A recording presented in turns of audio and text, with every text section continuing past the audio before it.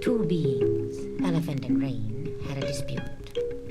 Elephant said, "If you say that you nourish me, in what way is it that you do so?" Rain answered, "If you say that I do not nourish you, when I go away, will you not die?" And Rain then departed. Elephant said, "Vulture, cast lots to make rain for me." Vulture said, "I will not cast lots." The Elephant said to Crow, "Cast lots." And Crow answered, "Give me the things with which I may cast lots." Crow cast lots, and rain fell. It rained at the lagoons, but then they dried up, and only one lagoon remained. Elephant went hunting. There was, however, Tortoise, to whom Elephant said, "Tortoise, remain at the water."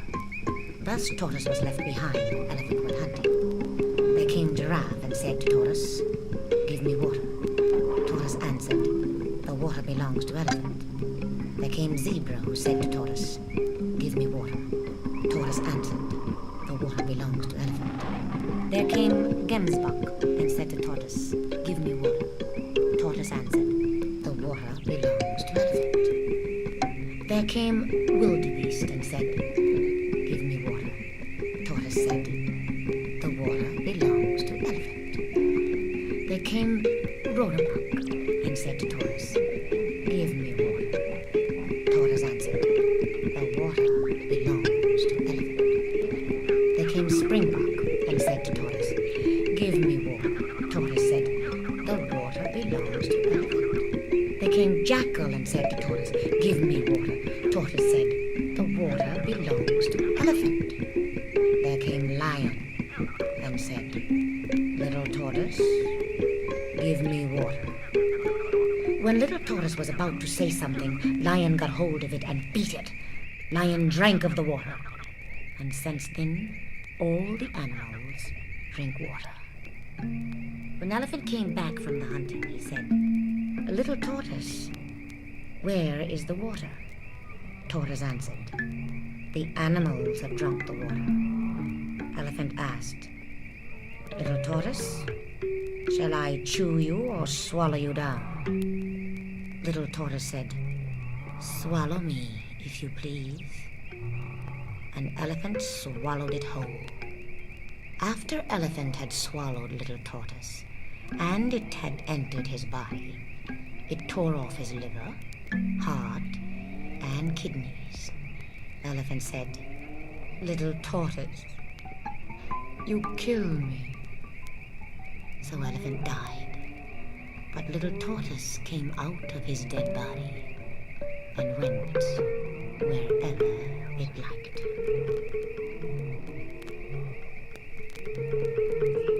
Many years ago, there was a Calabar hunter named Effiong who lived in the bush. He killed plenty of animals and made much money. Everyone in the country knew him, and one of his best friends was a man called Okun, who lived near him. Effiong was very extravagant and spent much money in eating and drinking with everyone until at last he became quite poor, and he had to go out hunting again. But now his good luck seemed to have deserted him, for although he worked hard and hunted day and night, he could not succeed in killing anything. One day, as he was very hungry, he went to his friend Okun and borrowed 200 rods from him. He told him to come to his house on a certain day to get his money, and he told him to bring his gun loaded with him.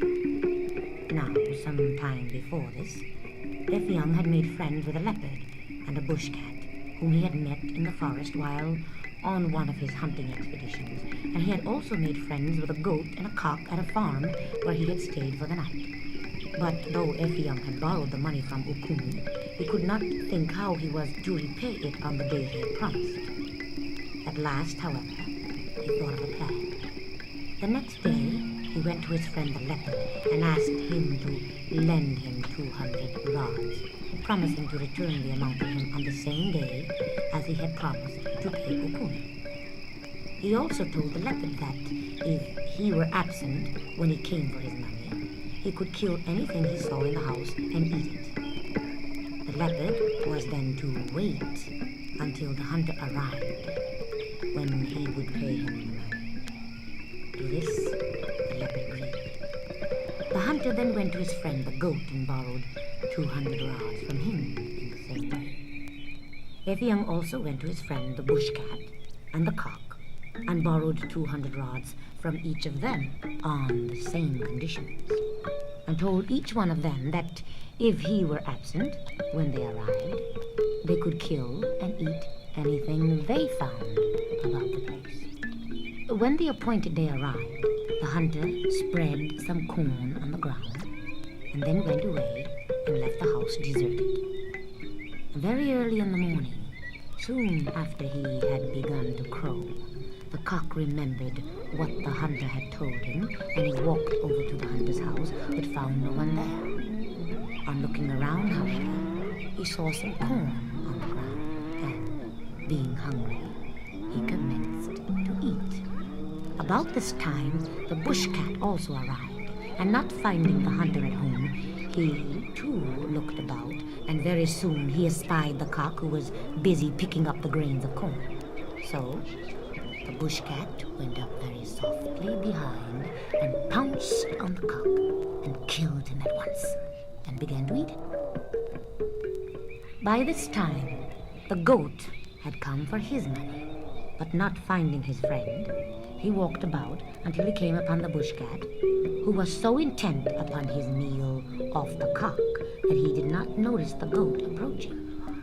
And the goat, being in rather a bad temper at not getting his money, at once charged at the bush cat and knocked him over, butting him with his horns. This the bush cat did not like at all. So, as he was not big enough to fight the goat, he picked up the remains of the cock and ran off with it to the bush. And so he lost his money, as he did not await the arrival of the hunter. The goat was thus left master of the situation and started bleating. This noise attracted the attention of the leopard, who was on his way to receive payment from the hunter. As he got nearer, the smell of goat became very strong, and being hungry, for he had not eaten anything for some time, he approached the goat very carefully. Not seeing anyone about, he stalked the goat and got nearer and nearer until he was within springing distance. The goat, in the meantime, was quietly grazing, quite unsuspicious of any danger, as he was in the compound with his friend, the hunter. Now and then he would say, "Bah," but most of the time he was busy eating the young grass, picking up the leaves which had fallen from a tree of which he was very fond. Suddenly the leopard sprang at the goat and, with one crunch at the neck, brought him down.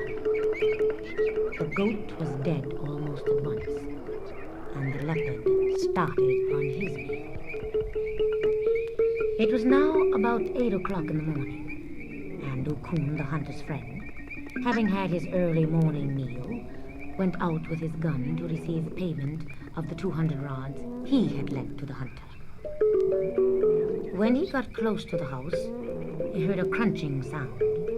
Being a hunter himself, he approached very cautiously, and looking over the fence, he saw the leopard only a few yards off, busily engaged eating the goat.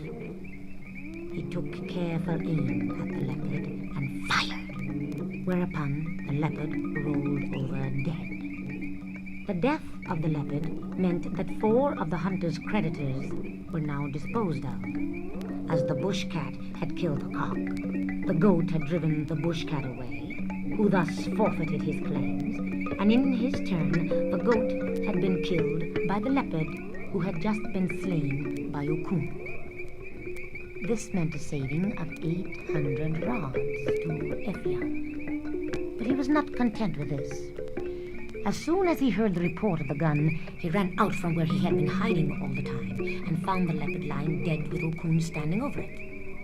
Then in very strong language, Effiong began to upbraid asked him why he had killed his old friend the leopard. He said that nothing would satisfy him and that he would report the whole matter to the king, who would no doubt deal with Okun as he thought fit.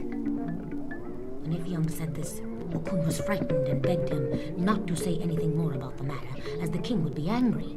But the hunter was obdurate and refused to listen to him.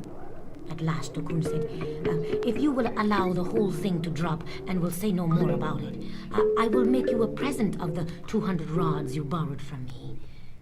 This was just what Ifyong wanted. But still, he did not give in at once. Eventually, however, he agreed and told Okun he might go and that he would bury the body of his friend the leopard. Directly Okun had gone, instead of burying the body, Ifyong dragged it inside the house and skinned it very carefully.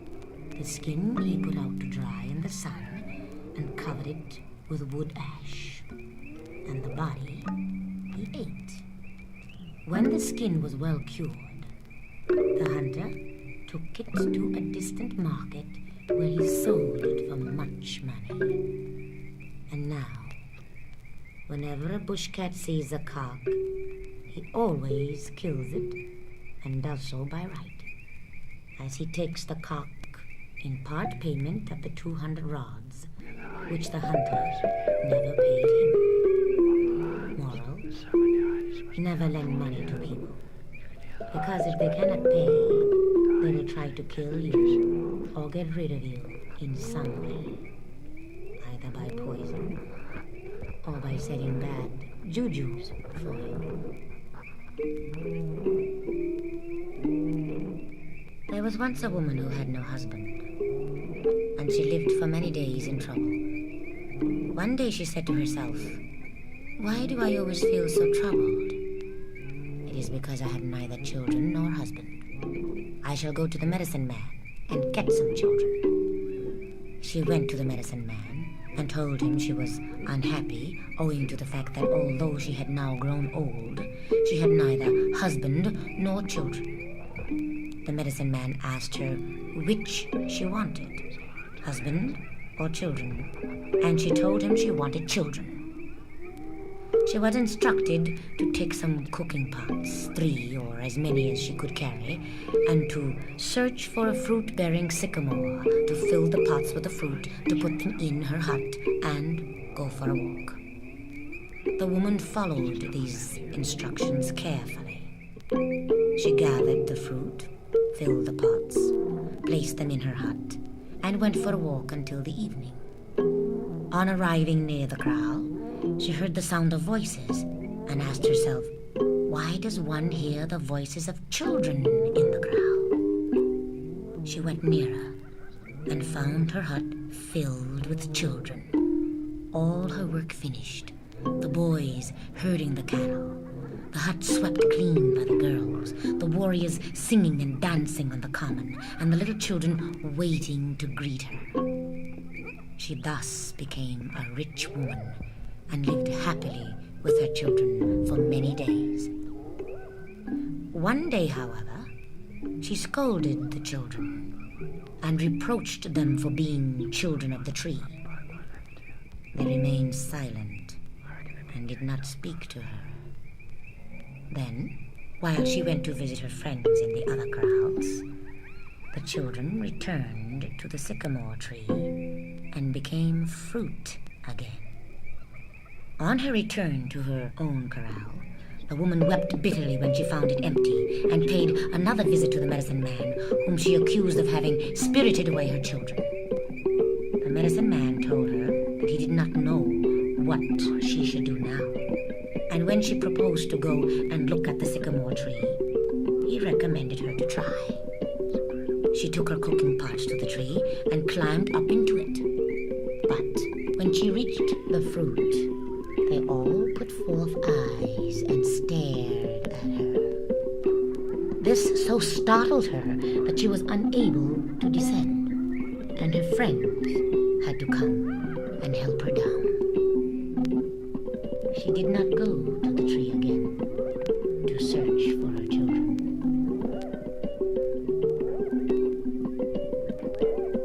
say that once upon a time, a great famine came, and that Father Anansi the spider, and his wife Aso, and his children, Ntukuma, Niwang Komfuya, Thin Shanks, Alfu Dotwe, belly like to burst, and Tikono Kono, big head, built a little settlement and lived in it. Every day, the spider used to go and bring food, wild yams, and they boiled and ate them. Now, one day, Father Anansi went to the bush, and he saw that a beautiful dish was standing there. He said, "This dish is beautiful." The dish said, "My name is not beautiful." The spider then asked, "What are you called?" It replied, "I am called Fill Up Some and Eat." The spider said, "Fill up some so that I may see." The dish filled up with palm oil soup, and Anansi ate it all. When he had finished, he asked the dish, "What is your taboo?"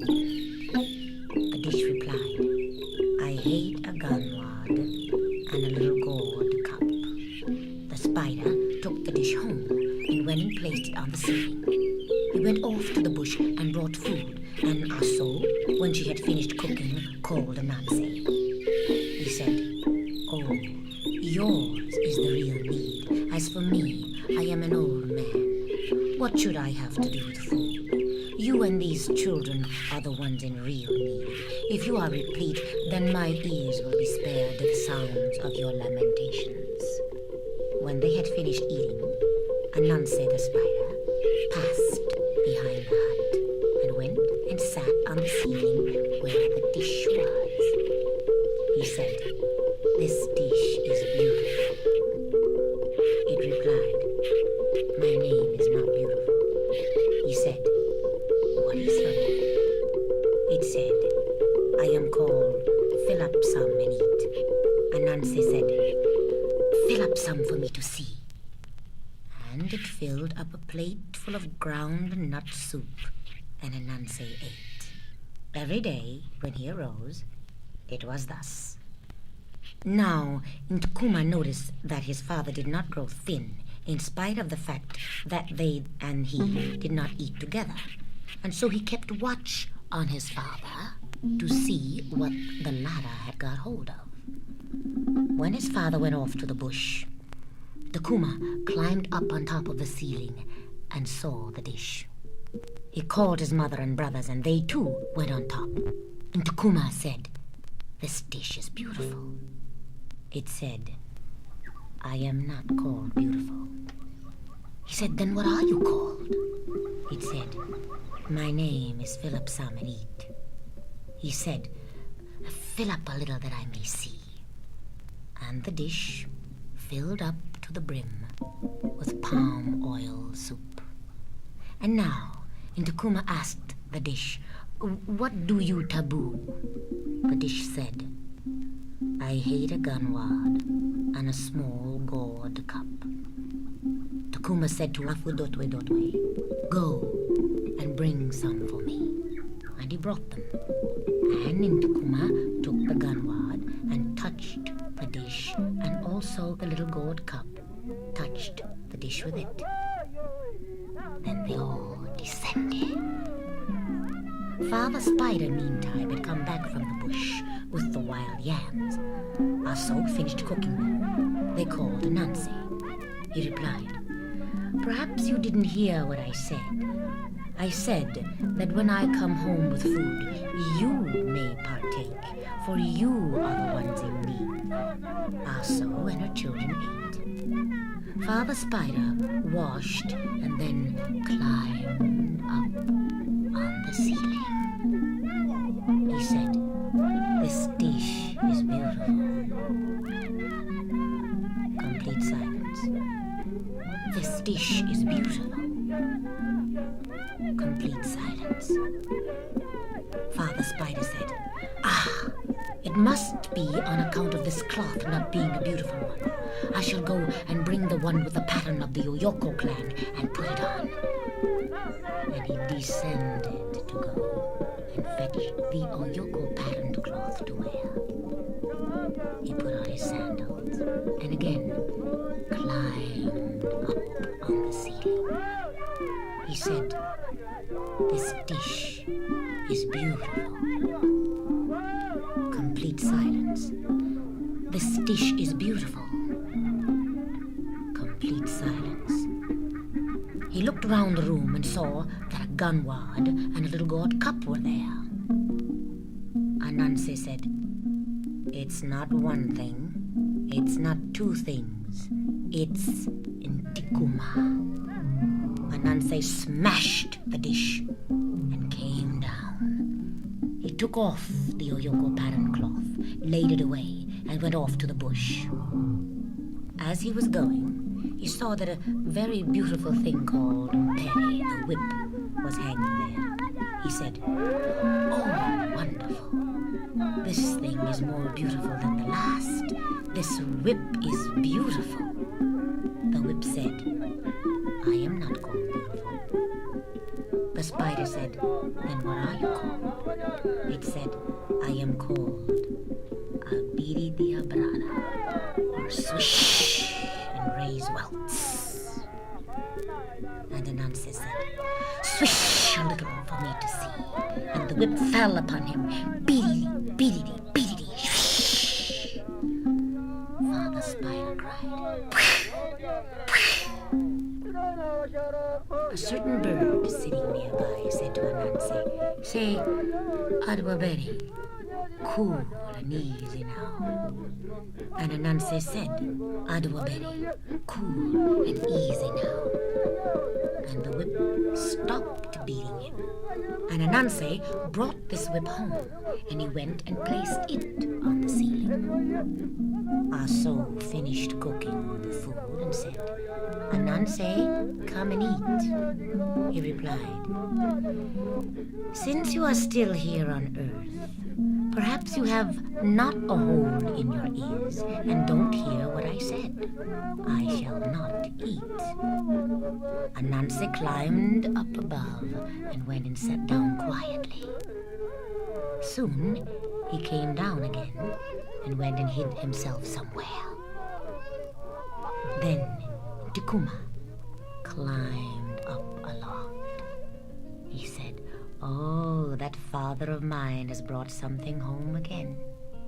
Ntikuma called, "Mother, Niwa Komfuya, Afu Dotwe Dotwe, come here, for the thing father has brought this time excels the last one by far." Then all of them climbed up on the ceiling. Ntikuma said, "This thing is beautiful." It replied, "I am not called beautiful." He said, "What is your name?" It said, "I am called Swish and raise welts." He said, "Swish a little for me to see." And the whip descended upon them and flogged them severely. Anansi stood aside and shouted, "Ha! Lay it on him! Lay it on him! Especially on Ntikuma! Lay it on him!" Now, when Anansi had watched and seen that they were properly flogged, he said, "Adwaberi, cool and easy now." Anansi came and took the whip and cut it into small pieces and scattered them about. That is what made the whip come into the tribe. So it comes about that when you tell your child something and he will not listen to you, you whip him.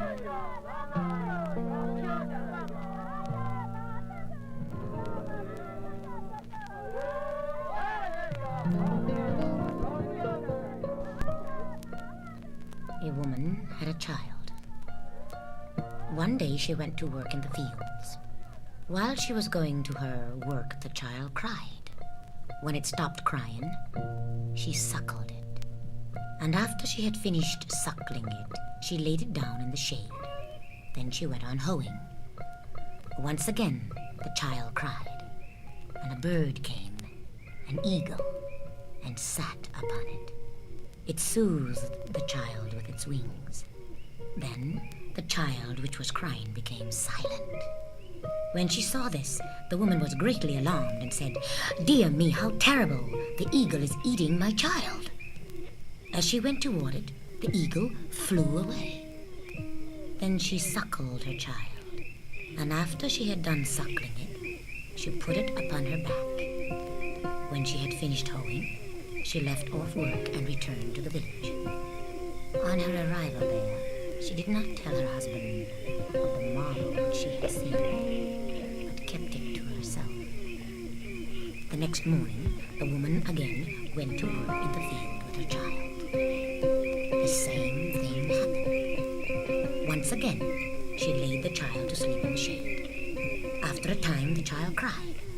Then she beheld the eagle alight on the child and quiet it. The woman was amazed and said, "What is that eagle doing? It is sitting upon my child, but it neither bites nor scratches it. No. And then the child is quiet. Truly an astounding thing." Once again, the woman went to her child, and when the eagle saw her coming, it flew off and went to sit on a tree. The woman took her child and was greatly alarmed. She returned to the village, and on her arrival, told her husband about it, saying, "A great marvel." Her husband asked, "What about?" The woman said, "Today is the second day I have seen the most amazing thing there where I hoe. I put my child to sleep in the shade, and as soon as it cried, an eagle came, and when it alighted, it stooped over the child and soothed it with its wings. Today is the second day that I have seen that bird act thus. Its name is Eagle." Thereupon the husband refused to believe her, saying, "No, you are lying. There never was such a thing." The wife said no more. Late in the afternoon, the woman took her hoe and went to work in the field. On her arrival, she laid the child in the shade. The child cried. Thereupon the woman thought, "Now I will go and call my husband, who disputed my word and said that I lied." So the woman ran. When she arrived where her husband was, she cried, "Come on! It is you who disputed, saying there never was such a thing. Let us go now and see." The man took his bow and 3 arrows.